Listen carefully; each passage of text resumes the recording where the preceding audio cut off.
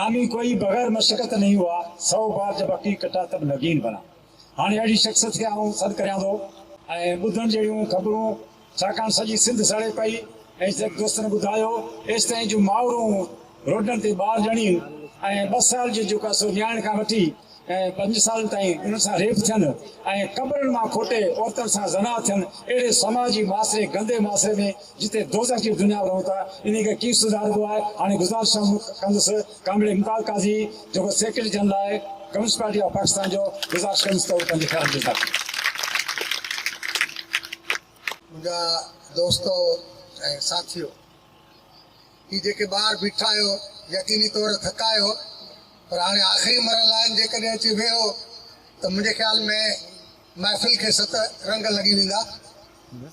मूंखे अहसासु आहे त सभई दोस्त जेके हिते मौजूदु आहिनि थकिजी पिया आहियो। इलाही डिघो प्रोग्राम थियो आहे ऐं अञा ताईं न का म्यूज़िक आहे न राग आहे। जेकॾहिं उहो हुजे हा त यकीनी तौर थोरी अञा दिलचस्पी थी वञे हा। ऐं राग रूह जी ग़िज़ा आहे, पर उहा राग रूह जी ग़िज़ा पूरी नथी करे सघिजे, छाकाणि त अञा हारी कमेटी ग़रीब आहे। एतिरा ॾोकड़ कोन्हनि जो फ़नकारनि खे उन्हनि जे फ़न जो क़दुरु कंदे कुझु ॾेई सघे। तंहिं करे फ़िलहाल इहे ख़ुश्क प्रोग्राम थियनि पिया। दोस्तो, मां बख़्तावर शहीद जी यादि में लगातार ही हारी कॉन्फ्रेंसिंग करण जो जेको कामरेड डामरे मल ज़िमो खयो आहे त सिंध हारी कमेटी तरफ़ां माई बख़्तावर जो जलसो, शाह इनायत जो जलसो मां कराईंदुसि पंहिंजे ख़र्च ते। उनखे मुबारक हुजे, उनखे शाबाश हुजे डॉक्टर अम्बेडकर। ऐं मुंहिंजे ख़्याल में कामरेड डामरोमल उन सलाम जे, उन सिर्फ़ु सलाम जे क़ाबिल आहे जंहिं पंहिंजे ज़िंदगीअ में ई पंहिंजूं सभु ख़्वाहिशूं जेको आहे उहे ख़तमु करे इन ग़रीब हीननि माण्हुनि लाइ सभु कुझु करण लाइ तयारु आहे। उनखे मां शाबाश ॾींदुसि इन प्रोग्राम मुनक़िद करण लाइ। उन खां पोइ ही महफ़िल, हिन में घटि 2 माण्हू अहिड़ा वेठा आहिनि जिन खे आउं चङी तरह सुञाणा त हुननि जो सॼो टाइम एयर कंडीशन में गुज़रंदो आहे।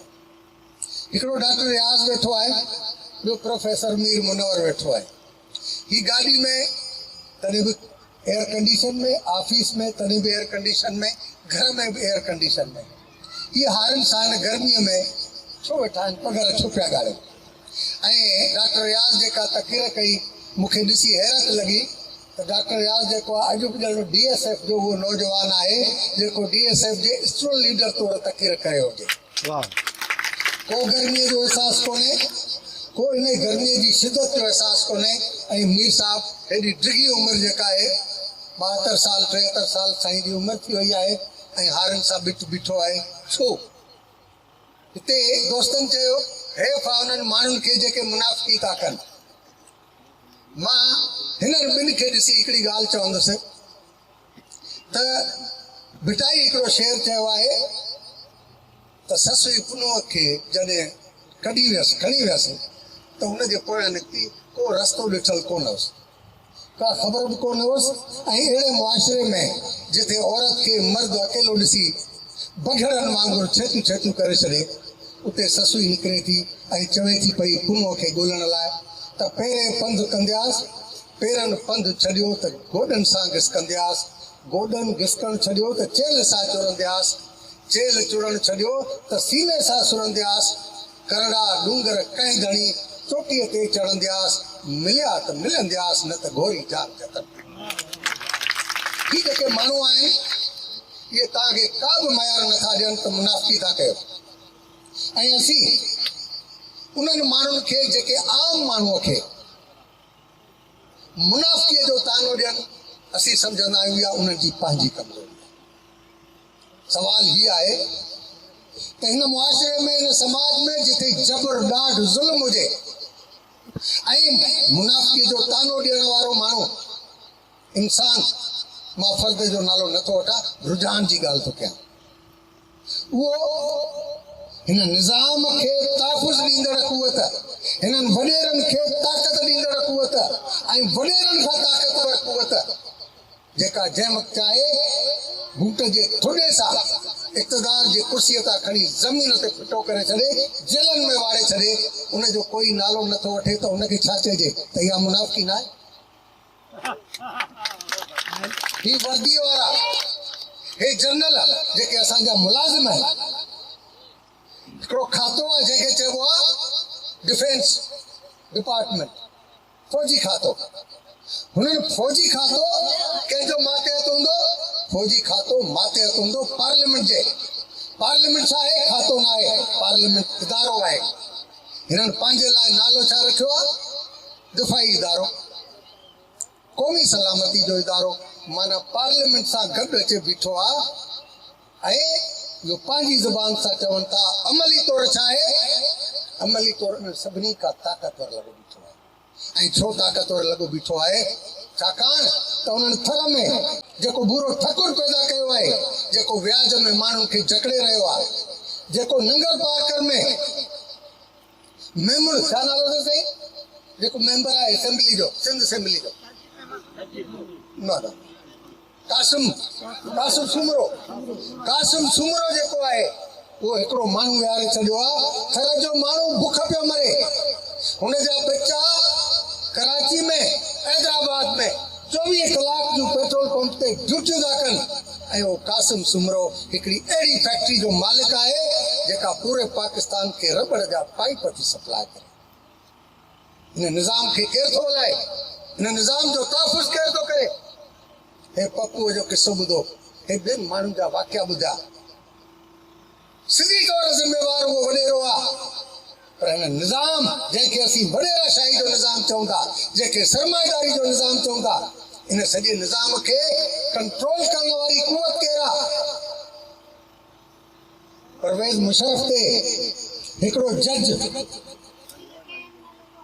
इंसाफ़ कंदे फ़ैसिलो थो ॾिए सज़ा जो उन जज जो हाल छा थो थिए ओचितो कोरोना थी वई मरी वियो भाई का तहकीकात कयो त वाकई उनखे कोरोना हुई बि या न हुई इन जी माना त चीफ जस्टिस अदालतुनि जा जज जेके आहिनि उहे उन्हनि जे आॾो छा था चवनि हमारे भी छोटे छोटे बच्चे असांजा नंढड़ा नंढड़ा ॿार आहिनि मथां रस्ते वेंदे का गाॾीअ सां टकर हणाए माराए छॾनि तंहिं करे हिते राज कंहिंजो आहे हिते राज फस्तायत जो आहे ऐं उहा फस्तायत कंहिं क़ाइमु कई आहे जेके रावलपिंडी में वेठा रावलपिंडी वारा बुनियादी गुनहगार आहिनि ऐं ही असांजो गुरबत ॾुकर मुफ़लिसी वॾेराशाही ऐं ही अहिड़ो निज़ाम जंहिंमें रातो रात माण्हू जेको आहे उहो फुटपाथ ते हलंदड़ माण्हू अरबपति थी वञे जो निज़ाम आहे उहो निज़ाम जेसिताईं मौजूदु हूंदो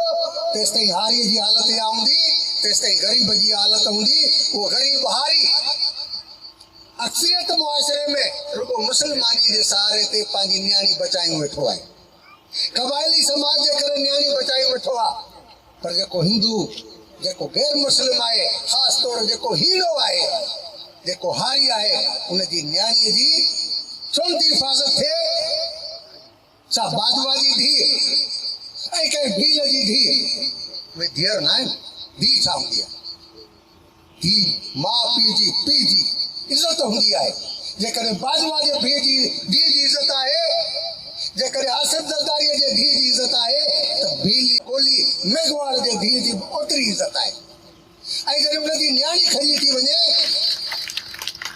ऐं उनखे जिनसी दरंदा ज़्यादती जो निशानो बनाइनि था त सुप्रीम कोर्ट में ख़ामोश थी रहे इफ्तिखार चौधरी ॾाढो दबंग जज चयो उन वटि ॿ नियाणियूं पियूं अचनि थियूं पियूं सुप्रीम कोर्ट में मालिक उते माइरूं रोअनि थियूं पियूं नियाणियूं चवनि थियूं पियूं असांखे पंहिंजी माउ ॾे वञणु ॾियो जज साहिबु चवे थो पियो त हू त हिंदू ख़ानदान आहे तव्हां हाणे मुस्लमान थी चुकियो आहे तव्हांखे हिंदू ख़ानदान ॾे कीअं वञणु ॾियो अरे लानत हुजे तव्हांजे मुंसिफ़ीअ ते इहा अदालत आहे नियाणी चवे थी मां माउ ॾे वञणु थी चाहियां तूं पहिरियों सुवालु इहो पुछ हुन खां त बाबा तूं मुस्लमान थी आहीं तो इस्लाम जूं कहिड़ियूं शयूं पढ़ियूं आहिनि जंहिं तोखे मुतासिर कयो जंहिंजे करे तूं मुस्लमान थी आहीं भला तुंहिंजे मज़हब में कहिड़ी ख़राब शइ आहे जेका तोखे बुरी लॻी जो पंहिंजो मज़हब छॾे हिन मज़हब ॾे वई इहो पुछण लाइ तयारु कोन्हे मज़दूर असांजे दोस्त ॻाल्हि कई गटर में घिरी मजदूर गटर में गिरी गंद तो साफ़ करे, गिटियूं साफ़ तो करे, उन्हनि जूं पघारूं खाई था वञनि, को पुछण वारो कोन्हे। बंगी ड्यूटी ॾे, गिटी साफ़ करे, पघर में गड़े थो पियो, जिस्म में धप पई थी अचे, गटर में गिरे, गैस में, गटर जे गैस में उसाटजी मरी वञे, कंहिं बल्दियाती इदारे खां को पुछण वारो कोन्हे को हुकूमत खां को पुछण वारो कोन्हे को, त ही पोरियत छो पियो मरे। अदो उमरकोट जे वाक़े खे पर्टिकुलर करे रहियो आहे त कीअं हुते डॉक्टर जेको आहे हुनखे हथ लाइण लाइ तयारु कोन हुयो। ही सभु कुझु निज़ाम आहे, ऐं इहो निज़ाम जेको आहे उहो माण्हुनि खे ड्रिॼारे रहियो आहे, ख़ौफ़ज़दा करे रखियो आहे, ख़ौफ़ में मुब्तला करे रहियो आहे। ऐं जॾहिं इंसान ख़ौफ़ में मुब्तला थींदो आहे तॾहिं मुनाफ़िकी कंदो आहे। मुनाफ़िकी गुनाह कोन्हे, ख़ौफ़ में मुब्तला हुअण जे करे मुनाफ़िकी थी रही आहे। ही ज़रदारी साहब जेको आहे उनखे जेलनि में विधो, भेणस खे जेल में विधो, हेतिरा केस ठहिया पिया आहिनि, पोइ बि जी हुज़ूर कयूं बाजवा जे आॾो छो बीठो आहे। इहा मुनाफ़िकी आहे। छाजे करे इहा मुनाफ़िकी करे रहियो आहे त उहो ताक़तवर आहे, हुनजे आॾो ईंदो आहे। हारी जंहिं वटि का बि मुतबादिल कोन्हे। मुतबादिल छा आहे? हे वॾेरो अदा इहो न, हे वॾेरो अदा हे वॾेरो न, हे वॾेरो अदा हे वॾेरो न, त हे वॾेरो मुल्तानी वॾेरो हुजे, थर जो वॾेरो हुजे, लाड़काने जो वॾेरो हुजे, या मीरपुर ख़ास जो वॾेरो हुजे, उहो वॾेरो सैयद हुजे, पीर हुजे या अरबाब हुजे, उहे सभु जो सभु सूर आहिनि। उन्हनि खे इंसानियत जो को क़दुरु कोन्हे, इंसानियत जी का शिनास कान्हे। ऐं उहे सभु पाण में केतिरा बि विढ़ियल हुजनि, पर हिन इस्तिसाली निज़ाम खे क़ाइमु रखणु चाहिनि था त ग़रीब ग़रीब रहे, हीनो हीनो रहे। न उन्हनि खे तालीम मिले, न उन्हनि खे इलाज मिले, न उन्हनि खे रोज़गार मिले, न उन्हनि खे घर मिले। मुंहिंजे दोस्तनि ॻाल्हि कई त सिंध में कराची खां वठी जामशोरो ताईं 160 किलोमीटर जो फ़ासिलो आहे। 150 किलोमीटर उनखे ॿधऊं, उन 150 किलोमीटर जे ॿिन्ही पासनि आहे छा थियो, आबादी थियनि। हिकिड़े तरफ़ DSA पई ठहे, ऐं उन DSA में हिकु हिकु प्लाट घणे जो 20-30 लखे जो, ऐं घर ऐं बंगलो करोड़नि जो। ऐं ख़बर अथव त उते पहिरीं अलाटमेंट कोटा कंहिंजी हूंदी आहे? मेजर साहब, कर्नल, वरी उन खां पोइ ब्रिगेडियर, ब्रिगेडियर खां पोइ मेजर जनरल, पोइ लेफ्टिनेंट जनरल, ऐं पोइ फुल जनरल। ऐं इन्हनि जनरलनि खे जीअं जीअं प्रमोशन थींदो वेंदो, अॻिले DSA में उनखे उन खां पहिरें खां वॾो प्लाट मिलंदो वेंदो।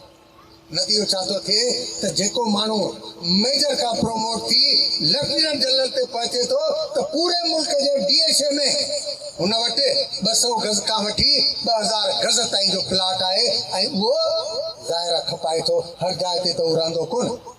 सिंध जो प्लाट, सिंध जी ज़मीन जनरलनि खे ॾिनी थी वञे त हितो करोड़ रुपया कमायो, पोइ काॾे खणी वञो? पंजाब खणी वञो, दुबई खणी वञो, लंडन खणी वञो। सिंध जिथे अक्सरियत माण्हू पंहिंजे बचनि खे कपिड़ो कोन था पाराए सघनि, 3 वेला मानी नथा खाराए सघनि, उन्हनि जो इलाज नथा कराए सघनि, उन्हनि वटां सरमायो मेड़े चूंडे खणी, ऐं उहो सभु जेको आहे ॿाहिरि था। हिननि खां मेड़े चूंडे नंढो वॾेरो व्याजखोर उहो थो खणी अचे, उहो वरी मेड़े चूंडे काॾे थो पहुचाए, उन खां वॾे सरमाएदार वटि, उहो उन खां अञा वॾे सरमाएदार वटि, ऐं पोइ इहो सॼो मेड़ जी हितां जी सरमायो जॾहिं ॿाहिरि हली वेंदो त असांजी ख़ुशहाली थिए थी। सो वटि उन्हनि जो हिकिड़ो मिसाल आहे जिते पोरियतनि हारनि ऐं मज़दूरनि जी हुकूमत क़ाइमु थी, ऐं उते बादशाह घराणो ऐं ज़रदारी एंड कंपनी जहिड़ा वॾेरा, ऐं जनरल बाजवा एंड कंपनी जहिड़ा जनरल अवाम जे पोरे ते पलबा हुया, वॾनि वॾनि महलनि में रहंदा हुया। मां ज़ार जो महल ॾिसी आयुसि, जंहिं ॾाकड़ मां असांखे हेठां खां मथे वठी विया, उन कमरे ते लिखियो पियो हुजे कमरो नंबर 330। हिकिड़े महल जे अंदरि एतिरा कमरा हुया, ऐं हुतां जो माण्हू औरतूं फुटपाथ ते बचनि खे जनम ॾींदियूं हुयूं। सर्दीअ जे मौसम में जिस्म ढकण लाइ, सर्दीअ खां बचण लाइ कपिड़ो न हूंदो हुयो। ख़ानदान फैक्ट्रियुनि जे शेड में सुम्हंदा हुया, ऐं हुननि ते अयाशी केरु कंदा, उहे कंदा। उहा साॻी हालत हिते थी रही आहे। ऐं जॾहिं उते हारी मज़दूर में इहो पैगाम पहुतो त ही निज़ाम ख़राब आहे, हिन निज़ाम खे ड्राइणो आहे, हिन निज़ाम जे कुवतुनि खे पाव ॾियणो आहे, त उन्हनि ड्राए रखियो ऐं पोइ जेको निज़ाम क़ाइमु कयो उन निज़ाम हर इंसान खे तालीम, इलाज, रोज़गार ऐं हर शादीशुदा जोड़े खे घर ॾिनो ऐं घर बि ईअं न त मुनासिब नामुनासिब हुजे, रहण जे क़ाबिल हुजे। मुंहिंजा दोस्त सिंध जी ज़मीन जेका कराची खां वठी जामशोरे ताईं कीमती ज़मीन, हिकिड़ा त पथराला इलाइक़ा आहिनि, ॿी उहा ज़मीन जिते बाक़ाइदे मींहं ते पोख थी थिए, उन लाइ पाणी कोन था उन लाइ पाणी कोन था ॾियनि त पोख थिए। मक़ामी माण्हू ॻोठ सदियुनि खां जेके आबाद आहिनि उन्हनि खे पाणी ॾियण लाइ तयारु कोन्हनि, उन्हनि जे घरनि खे ड्राहे, उन्हनि जे क़ब्रस्ताननि खे ड्राहे, जेके बारिश जा तलाव ठहंदा हुया जो उन्हनि जो माल घटि में घटि 2-3 महीना सुखियो रहंदो, पाणी पीअंदो हुयो, उन ते कब्ज़ो करे उते कॉलोनी पिया ठाहिनि, उते जेको बंगला ऐं फ्लैट पिया ठाहिनि। पाणी किथां ईंदो? सिंधू दरिया मां। पाणी किथां वेंदो? कीचड़ ढंढ मां, हाले जी ढंढ मां। कराचीअ जा माण्हू पाणीअ लाइ सिकंदा पिया ऐं हितां जो पाणी इन्हनि ताईं पहुचंदो, पर इहा ज़मीन इन लाइ न छॾींदा त मींहं ते आबाद थिए या नंढड़ा डेम ठाहे उनखे आबाद कजे त जीअं कराची खां वठी हैदराबाद ताईं ॼाण असांजे हवा अचे थी पई, उते माहौल खां आलूदगी साफ़ हवा असां वटि पहुचे न, इहो कोन कंदा। उते जे घर ठाहियो था त सिंध जी आबादी 7 करोड़, उन मां घटि में घटि 3 करोड़ अहिड़ा माण्हू आहिनि जिन खे या घर ई कोन्हे को या अहिड़ो घर आहे जेको रहण जे क़ाबिल कोन्हे, उनखे घर ठाहे न ॾींदा। उहे घर पंहिंजा वॾा कंदा वेंदा, ज़मीन जो इंच इंच करे खपाईंदा वेंदा ऐं उन ते दौलत कठी करे लंडन में, न्यूयॉर्क में, दुबई में, इस्लामाबाद में, लाहौर में, कराचीअ में पंहिंजा महल मारियूं ठाहींदा, पर हिते माण्हू ग़रीबनि खे को घर ठाहे न ॾींदा। अब मुफ़्त में नथा ठाहे ॾियो त भला उन्हनि ग़रीबनि खे सवली किस्तनि में बग़ैर मुनाफ़े जे ज़मीन उन्हनि जी उन ते रुगो कंस्ट्रक्शन जो कमु वठो, तामीरात जो कमु वठो, उन्हनि खे घर ठाहे ॾियो त को पंहिंजे बचनि खे गर्मी सर्दी मींहं जे जुड़ फुड़ खां बचाए सघनि, उहो करण लाइ तयारु कोन्हे। छो त इहो निज़ाम आहे, कंहिंजो निज़ाम आहे? सरमाएदारनि जो निज़ाम आहे, जागीरदारनि जो निज़ाम आहे। सरमाएदार, जागीरदार, असांजे दोस्त चयो त पाकिस्तान में इहो बहस पियो हले त हिते सरमाएदारी निज़ाम आहे या जागीरदारी निज़ाम आहे। मां आम माण्हुनि खे शायदि सम्झ में न अचे, पर कुझु दोस्तनि जे लाइ आउं चई रहियो आहियां ऐं आम माण्हू खे सम्झणो पवंदो। सियासत जेसि ताईं माण्हू न सम्झंदो तेसि ताईं हुननि जी क़िस्मत जा फ़ैसिला उहे कंदा, उहे उन्हनि खे जीअं जीअं चवराईंदा जेके सियासत में लीडर थी था वञनि, सियासत जन जे कब्ज़े में आहे। तंहिं करे आम माण्हू खे सियासत सम्झणी पवंदी। कंहिं बि निज़ाम खे सम्झण लाइ 3 शयूं हूंदियूं आहिनि। पहिरियों उनजो माशी पहलू, ॿियो उनजो समाजी पहलू, टियों सियासी पहलू। पाकिस्तान में सिर्फ़ु सनत लॻण सां सरमाएदाराना निज़ाम न ईंदो।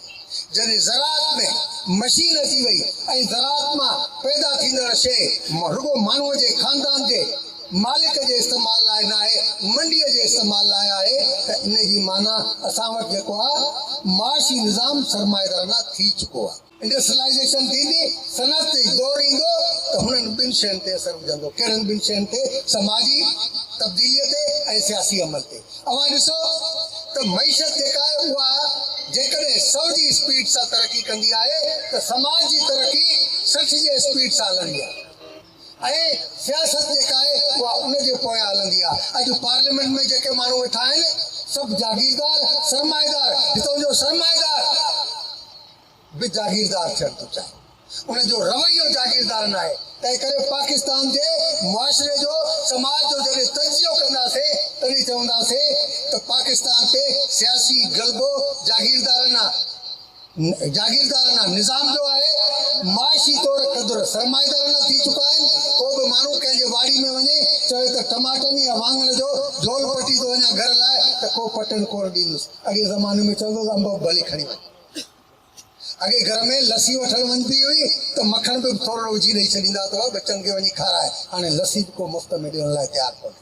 माना सोसाइटी कमर्शलाइज़ थी चुकी आहे ऐं कमर्शलाइज़ेशन सरमाएदारी जो हिकिड़ो स्टेप हूंदो आहे।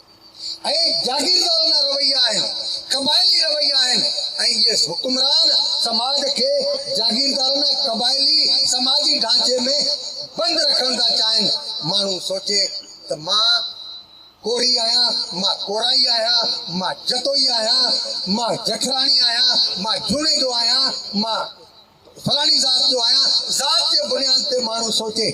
ऐं असांखे ख़बर हुअणु घुरिजे त मज़हब, मसलक यानी फ़िरक़ो, ज़बान, क़ौम ऐं बिरादरी इहे ॾाढा जज़्बाती इहे माण्हूअ खे एतिरो जज़्बाती करे था छॾनि जो अॼु बिरादरीअ वारो माण्हू अब अंदाज़ो कयो, चए थो वञे सॼी सिंध जे मसइलनि लाइ उथली पए थी। सिंध में क़ौम परस्ती जो रुझान हावी आहे, त पोइ इहे सिंधी माण्हू हिक ॿिए खे छो पिया कोनि? हे जेके क़बाइली जहिड़नि में सिंधी पिया कोइजनि, उहे के पंजाबी खे कोन पिया कोन, के पठान के अफ़गानी खे कोन पिया कोन, पाण खे पिया कोन। ही जेके असांजूं नियाणियूं पिया खॼनि अक़लियती बिरादरीअ जो, असां अक़लियत तस्लीम नथा कयूं, छाकाणि अक़लियत जेको आहे उहो क़ौम ऐं नस्ल जे बुनियाद ते हूंदी आहे, मज़हब जे बुनियाद ते क़ौम न आहे हूंदी। अक़लियत अक्सरियत न हूंदी आहे। त ही जेके दलित आहिनि, जेके हिंदू आहिनि, उन्हनि जूं जॾहिं नियाणियूं खॼी थियूं वञनि त हर सिंधी उन नियाणीअ खे पंहिंजे सिंधी भाउ जी नियाणी सम्झी पंहिंजी नियाणी छो नथो सम्झे? इन जी माना त मज़हब, मसलक, बिरादरी, क़बीले जे बुनियाद ते समाज खे विराए छॾियो अथनि। मुंहिंजा दोस्तो, जेसि ताईं समाज जी इन तक़सीम खे ख़तमु करे, इन समाज जी तक़सीम खे ख़तमु करे असां माण्हुनि खे तबक़ाती बुनियाद ते मुनज़म न करे सघंदासीं, तबक़े जी सुञाणप पैदा न करे सघंदासीं, तेसि ताईं असांजी ही ज़ुल्म बर्बरत मां जान न छुटंदी। ऐं वॾेरो सरमाएदार, जनरल, कर्नल ऐं अफ़सर, उनजी का धरती का ज़मीन न आहे। हुनखे जिथे सुख लॻंदो पैसो खणी हुते पहुची वेंदो। ही धरती कंहिंजी आहे, धरती सां मोहबत केरु कंदो आहे, उहो हारी माण्हू कंदो आहे, उहो पोरियत माण्हू कंदो आहे, उहो आम माण्हू कंदो आहे। तंहिं करे हिन धरतीअ जी वारसी करण लाइ, पंहिंजे वसीलनि जी वारसी करण लाइ असांखे तबक़ाती बुनियाद ते मुनज़म थियणो पवंदो। वॾेरो कहिड़ी पार्टी में हुजे, उहो सभ खां पहिरीं वॾेरो। अवां ॾिसो बलूचिस्तान में क़ौमी आज़ादी जी जंग जीअं ई जना बलूचिस्तान ते फ़ौज कशी करे कब्ज़ो कयो, उन वक़्तु जेके सरदार लड़िया, हिकिड़ा सरदार पाकिस्तान जी हिमायत में, हिकिड़ा मुखालफ़त में, लेकिन उन्हनि सभिनी पाण में रिश्तेदारी कई। ज़हरी ख़ानदान उन बलूचिस्तान जी आज़ादी जी तारीख़ जो सख़्तु दुश्मन रहियो, हमेशह रियासत सां गॾु रहियो। रिंद सरदार हमेशह रियासत सां रहियो, पर मरी ऐं ज़हरीअ जो पाण में माइटी थियल आहे, बुक्ती ऐं मरीअ जी बि थियल आहे, ज़हरी बुक्तीअ जी बि थियल आहे। इहे सभु वॾेरा महंगल सरदार, मरी सरदार, बुक्ती सरदार, ज़हरी सरदार, इहे सभु सरदारनि जूं पंहिंजो पाण में रिश्तेदारियूं थियल आहिनि। असां वटि पीर साहिब पघारो किथां पढ़ियल आहे, पीर साहिब जी पघारे जूं नियाणियूं किथे पढ़ियल आहिनि, ज़रदारी साहिब जूं नियाणियूं किथे पढ़ियल आहिनि। इन जी माना हू न सिंधी आहिनि, न बलोच आहिनि, न पंजाबी आहिनि, न सैयद आहिनि, न ऊची ज़ात आहिनि, हू सभु वॾेरा आहिनि। तंहिं करे हारीअ खे पंहिंजे उन गुरबत ऐं उन रैयत जे बुनियाद ते, त असीं रैयत छो आहियूं, इन जे बुनियाद ते उथणो पवंदो, मुनज़िम थियणो पवंदो। अॼु न विढ़ो सुभाणे विढ़णो पवंदो, इन खां सवाइ ॿियो को रस्तो न आहे। ऐं हे जागीरदारी निज़ाम जंहिंमें असांजे डॉक्टर साहिब ॿुधायो त सुप्रीम कोर्ट बेशर्मीअ सां फ़ैसिलो ॾेई अॼु ॾींहं ताईं जेके ज़रई इस्लाह थिया आहिनि उन्हनि खे ख़तमु करे छॾियो त ज़मीन जी हद मुक़ररु करणु गैर शरई मामिलो आहे। अरे हज़रत आदम खे जॾहिं अलाह ताला ज़मीन ते लाथो त तव्हां मुस्लमाननि जे किताबनि में लिखियलु आहे न त अलाह ताला आदम ऐं हवा खे ज़मीन जो टुकड़ो विराए कोन ॾिनो हुयो। आदम ऐं हवा खे जेके ॿार पैदा थिया उन्हनि खे आदम ऐं हवा चयो थो वञे मुस्लमाननि जी तरफ़ां त हिन ज़मीन ते पहिरियां इंसान आदम ऐं हवा हुया। उन्हनि जेके बच्चा पैदा कया उन्हनि खे विराए कोन ॾिनो त थरपारकर पुट खे हूंदो ऐं ॿिए पुट खे जेको आहे मीरपुर ख़ासि हूंदो, या हिकिड़े पुट खे जेको आहे उहो हिंदुस्तान हूंदो त ॿिए खे श्रीलंका हूंदी। हीअ ज़मीन कंहिंजी आहे? ज़मीन उन जी आहे जेको खेॾे थो, जेको पोरियो करे थो, जेको पोरियो करे थो, जंहिंजे हथ हे हथ जंहिंजा पोरियो कनि था उहो ई उन पंहिंजे पोरिये जे मुल्ह जो मालिक हुअणु। इहो ई असांजे बच्चन चयो जेको हिते हुननि टेबलो पेश कयो उन में बि हुननि इहा ॻाल्हि कई त पोरीअ ते जेको अंधकार छायल आहे इन अंधकार मां पोरीअ जी रोशनी पैदा कंदासीं ऐं उहा पोरीअ जी रोशनी इहा पैदा करणी आहे त तबक़ाती बुनियाद ते मिलंदी। ऐं मुंहिंजा दोस्तो इहो ज़रूरी न आहे त आम माण्हू आम हारी ऐं मज़दूर उहो बंदूक खणंदो उहो इनकलाब लाइ बग़ावत कंदो। इहो ज़रूरी न आहे त विचोलो तबिको हमेशह भाड़ियो रहंदो ऐं इहो ज़रूरी न आहे त अशराफिया तबिको हमेशह बेग़ैरत रहंदो। अशराफिया तबिके मां बि गैरतमंद पैदा थींदा आहिनि। हिंदुस्तान जा असांजे पाकिस्तान जा मिसाल मौजूदु आहे। जागीरुनि जा मालिक, सवे एकड़नि हज़ारे एकड़नि जा मालिक, गाॾी नशीन कामरेड हैदर बख्श जेको ई लानत हणी उन डिप्टी कलेक्टर खे उन वॾे के राज खे आम माण्हू हारीअ सां चई। कामरेड सोभो ज्ञान चंदाणी बड़े ज़मींदार जो हुनजो ॾाॾो ॾोकरी तालके में अधु जेतिरी ज़मीन रखंदड़ इंसान हो। कारोबार अलॻि हुया ऐं कामरेड सोभो उन पंहिंजे ख़ानदान सां रिश्तो टोड़े ॿार थी पियो। ज़ुल्फ़कार अली भुट्टो आयो इक़्तिदार में, चयसि बाबा अॻे त तूं ऐं असां सां विढ़े पए, हाणे त ताक़त मंझि मां इक़्तिदार में अची वियो आहियां। अब्दुर्रज़ाक सुमरो कामरेड हैदर बख्श जेको ई उन वटि वकालत सिखंदो, उनखे भुट्टे साहिबु थियो त वञी चईंसि त बाबा हाणे त असांजी ताक़त अची वई आहे पीपुल्स पार्टी में, त तोखे कुझु नवाज़ियो, घणो सॼी ज़िंदगी तकलीफ़ूं सठियूं थी। कामरेड सोभे चयोसि त उसूल ताक़त जे आॾो न आहिनि, उसूल ताक़त जे आॾो न आहिनि झुकंदा, अज़मत दौलत जे आॾो न आहिनि झुकंदा। केतिरा दफ़ा जेल में विझो, मां सॼी ज़िंदगी ईअं गुज़ारण लाइ तयारु आहियां, पर इन ताक़त जे आॾो सलाम करण लाइ मां तयारु न आहियां। हिकु केरु हुयो जागीरदार हुयो, वॾेरो हुयो, सोभे जी यारी त हुन सां हुअणु घुरिजे हा, हुन सां छो यारी रखे। हिंदुस्तान में केरला जो मालिक, अध खां वधीक मिल्कियत जो मालिक नमूदरी छा आहिनि? पीर। पद माना जेको पागारो हुजे, नमूदरी पद जेको आहे उन्हनि वटि रस्म हुई त कुंवार पहिरीं राति नमूदरी पद सां सुम्हंदी, जेकॾहिं न सुम्हंदी त हुनखे जेका औलाद थींदी उहा नासाले हूंदी। उन्हनि में हिकिड़ो नौजवान पैदा थियो, जवान थी वियो, जवानी लड़ण लॻी, उहो हारी कमेटी ऐं हिंदुस्तान जी कम्युनिस्ट पार्टी हारियुनि जी तंज़ीम जो मेंबर हुयो, उहिदेदार हुयो। उनजे पीउ प्रारंभ में उनजे पार्टीअ उनजे कामरेडनि खे घुरायो त नमूदरी खे चयोसि, EMS खे चयो त बाबा शादी करे मां आख़िर में हुनजी औलाद ॾिसणु थो चाहियां। संगत हुनखे चयो त बाबा अचे, तुंहिंजो बाबा छा थो चए? चई हा मां शादी न कंदुसि। चई छो न कंदे? चई शादी हिन करे न कंदुसि त हरामज़ादो नमूदरी पैदा ई न थिए। उहो नमूदरी जेको हे ज़ुल्म ज़्यादतियूं करे उहो पैदा ई न थिए।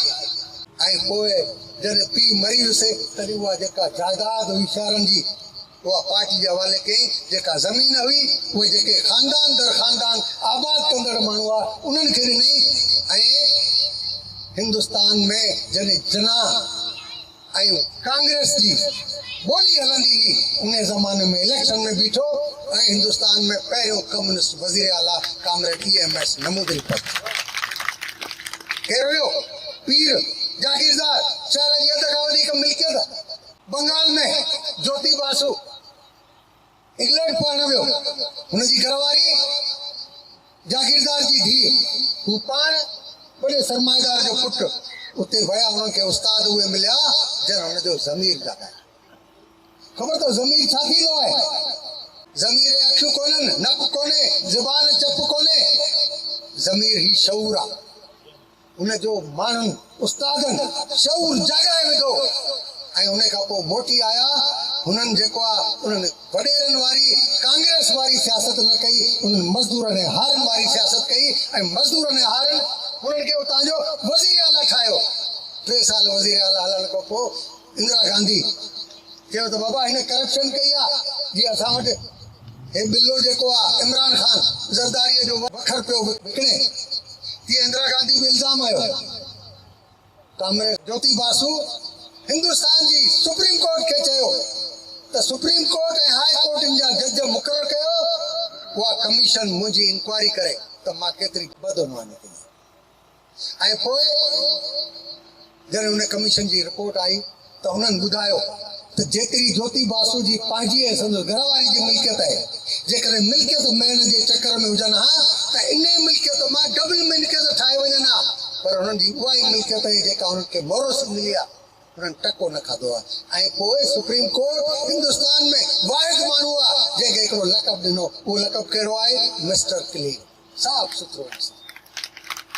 30 साल 25 साल हुकूमत कई पर का करप्शन का, इहो त अमीर माण्हू हुयो। तंहिं करे जंहिं माण्हू खे शऊर अचे थो उहे केतिरा मांगण आहिनि हिंदुस्तान में। हिंदुस्तान जो नंढड़ो सूबो मानिक सरकार जो त्रिपुरा, मानिक सरकार पैदा थियो हिकिड़े रेलवे जे क्वार्टर में, छो त संदसि पीउ रेलवे जो मुलाज़िम हो, मां मास्तरियाणी हुयसि।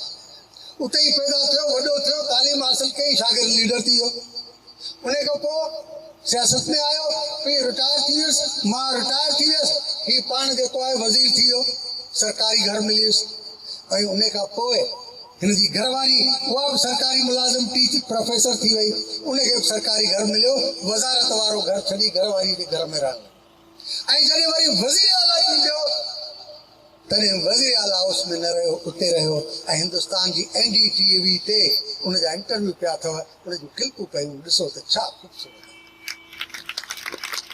हू हिन वटि विया आहिनि इंटरव्यू करण, चयो त वाह कम्युनिस्ट टाइम जा पाबंद, तो असांखे विहारे छॾियो, 20-25 मिंटनि खां पोइ आयो आई असां वटि, चई दादा माफ़ कजो, मुंहिंजी घरवारी जेको आहे पंहिंजे लाइ पुट ऐं धीउ लाइ नाश्तो पे ठाहियो, हुनखे ड्यूटी ते वञिणो, बचनि खे बि यूनिवर्सिटी वञिणो।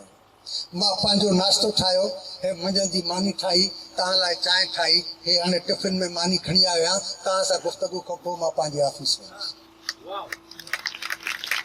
टीवी वारो चएसि थो पियो त वज़ीर आला हाउस जा हेतिरा फंड आहिनि, उते मानी छो नथो तयारु कराईंदो, तूं हिते पाण बीठो थो ठाहीं।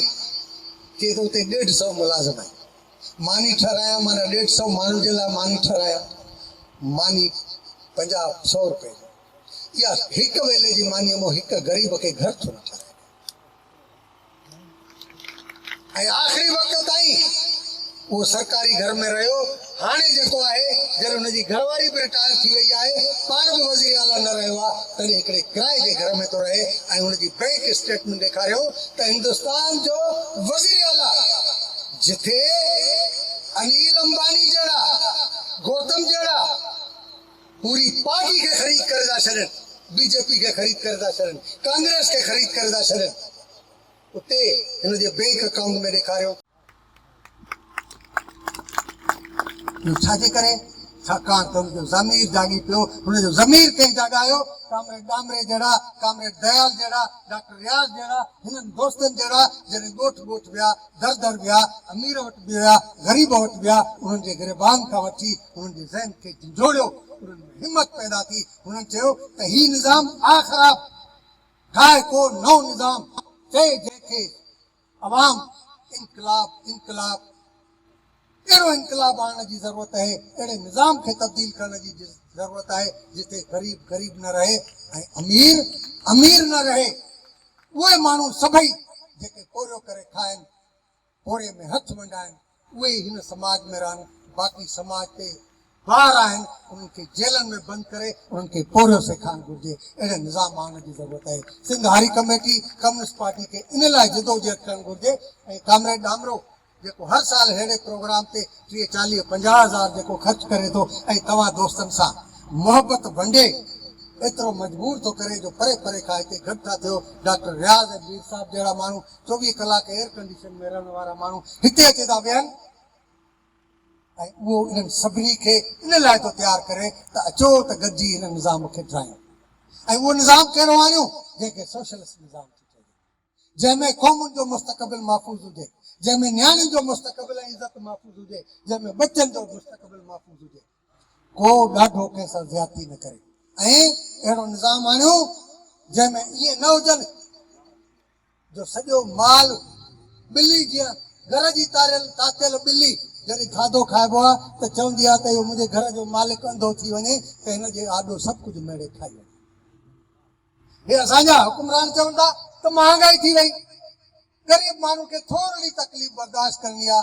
अरे बेहयाओ, बेग़ैरत, बेशरम माण्हू खे चवंदा त गुरबत इन गुरबत में बि हूंदे महांगाई जो बौर खणो ॿार खणो ऐं सदर साहब जॾहिं चूंडिजी थो वञे त हिकु हफ़्ते जे अंदरि वज़ीर आज़म ऑर्डर थो जारी करे त सदर साहब जी पघार पोणा 2 लख सफ़ा थोरी महांगाईअ में गुज़र सफ़र नथो थिएसि ऐं उहा पघार वधाए घणी कयूं 12 लख पोणा 2 लख मां 12 लख ऐं जेके ग़रीब उजरत ते पंहिंजे बचनि लाइ अटो बि नथा वठी सघनि उन्हनि जी पघार छा था वधाइनि 5 ऐं उहा मज़दूरनि ते लागू कनि वज़ीर आज़म साहब जी पघार वधाई थी वञे असेंबली में दिलचस्प ॻाल्हि जे महिमाननि लाइ मानी न सिर्फ चांहि ऐं बिस्किट जे लाइ ख़बर अथव बजट केतिरी हुई 1 करोड़ 17 लख रुपया ऐं चयो त इहा महांगाई जे करे पूरी न थींदी तंहिं करे इहा वधाए पोणा 2 करोड़ था कनि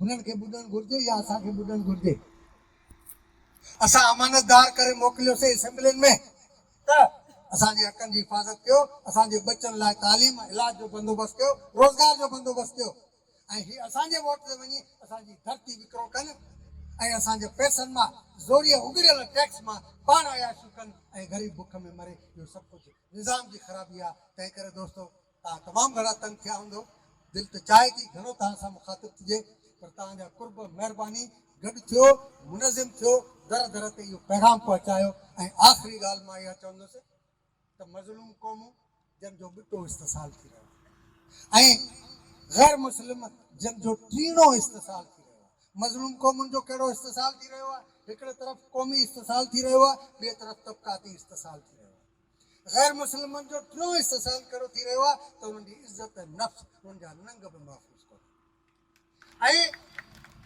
बलोचिस्तान पख्तूनख्वा कश्मीर इन्हनि जे ॿिटो इस्तिसाल थी रहियो आहे तबक़ाती इस्तिसाल बि थी रहियो आहे क़ौमी इस्तिसाल बि थी रहियो आहे ऐं पंजाब में तबक़ाती इस्तिसाल थी रहियो आहे ऐं इस्तिसाल कंदड़ पाण में गॾु आहे उहो पंजाब जो सेठ सरमाएदार सिंध जो सेठ सरमाएदार बलूचिस्तान ऐं पख्तूनख्वा कश्मीर जो सेठ सरमाएदार उन जनरल जे तंबूअ जे हेठां छांव में सभु वेठा आहिनि लोड़ियूं तव्हां ऐं असां था तंहिं करे उन्हनि मज़लूम क़ौमुनि जा माण्हू ऐं उन जनरलनि जे घर जा उहे माण्हू जंहिंजो तबक़ाती इस्तिसाल थो थिए उहे गॾिजी जेसिताईं इन जर्नैल शाही ऐं रावलपिंडीअ जे ख़िलाफ़ बग़ावत न कंदा तेसिताईं ज़िंदगी तब्दील न थींदी क़ौमुनि जो मुस्तक़बिल त महफ़ूज़ न थींदो वसीला लुत्फ़ा रहंदा महिरबानी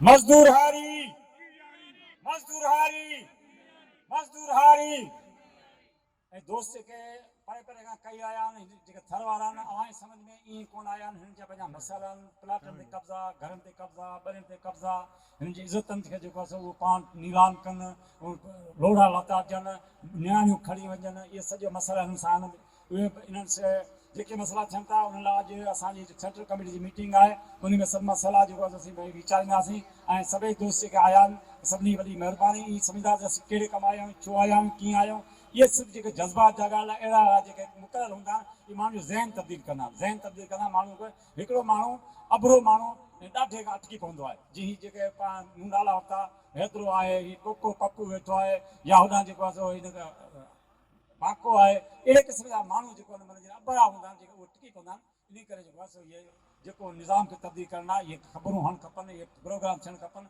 शहीद जेको आहे सो बख़्तावर जेको आहे कुर्बानी ॾींहुं आहे उहो हारियुनि जो ॾींहुं आहे हारियुनि जो प्रोग्राम आहे हारियुनि खे अचणु खपे उन्हनि मां सबक़ु हासिलु करे असांजो फ़र्ज़ु शामिलु आहे त असीं जेको आहे उनजो जेको नक्शे क़दम ते हलूं